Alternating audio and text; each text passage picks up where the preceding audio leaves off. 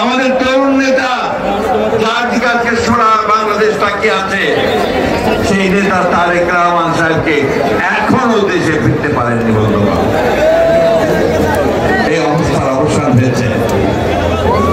শুধুমাত্র আমরা জানাতে চাই আমাদের নেতা জনাব তারেক রহমানকে যে তারই পরিকল্পনায় আজকে আমাদের তরুণ নেতারা এই স্বেচ্ছাসেবক দল, যুব দল 1971 সালের স্বাধীনতা যুদ্ধ শহীদ প্রেসিডেন্ট জিয়াউর রহমান সাহেব শুরু করেছিলেন একটা স্বাধীন গণতান্ত্রিক মুক্ত সমৃদ্ধ বাংলাদেশের জন্য।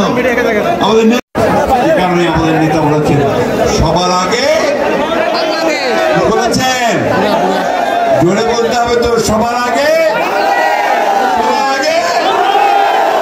উনি বলেছিলেন হবে কোথায়? রাজপথে, তাই না? হয়েছে ফয়সালা। উনি বলেছিলেন